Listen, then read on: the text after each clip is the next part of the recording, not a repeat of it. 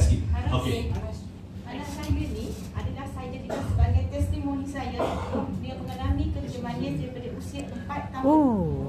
Sekarang usia berapa? Sekarang dia 9 tahun. 9 tahun. Pada hari pertama saya dapat kesan daripada sekolah tadika.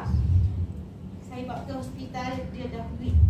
Doktor sampai cakap anak saya boleh collect sebab kerja manis dah 28. Ya, boleh menunjukkan buah pinggang. Dan sebagai doktor dia tahu kalsium dalam tulang kurang. Okey. Dan dia serap. Sampai doktor minta dia masukkan insulin.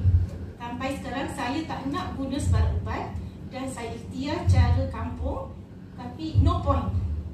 Selama selepas beberapa bulan tu saya jumpa Puan N dan juga pakcik saya lah. Okey. Kak Oda cuba rekomenkan saya produk Bolton dan saya cuba. Sebenarnya saya tak nak guna apa-apa sebab saya tak yakin. Tapi bila saya dapat tahu dia ada ekstra hal hitam dan saya cubalah. Okey. Okey. Sebagai solutionnya dia Kalau kamu tengok. Dia malu. Kamu tengok. sebagai solutionnya, okey. Seriously saya sebagai ibu bapa kawan setelah sebulan saya gunakan ni, daripada kecil manis dia tinggi daripada 28 turun ke 19 dan kini turun sampai 5 hingga 6. Berapa lama bagi bulan? Dalam sebulan. Dalam sebulan ya? Saya gunakan BR4 5 untuk pagi dan malam. Okey, pagi 5, malam 5 ya. Dan saya nak tanya sebelum bagi produk Bolton dan selepas cara dia letih tenaga macam mana?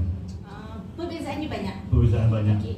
Sebelum makan dia memang weak. Okey. Okay, weak and then hypo dan kerap demam, tak ada tenaga dan dia tak pernah tak dapatlah nak pergi tuition dan sebagainya.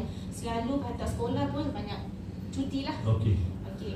And then selepas ni bila dah guna, saya tak perlukan lagi MC untuk anak saya. Okey. Dan dapat dah solution yang terbaik.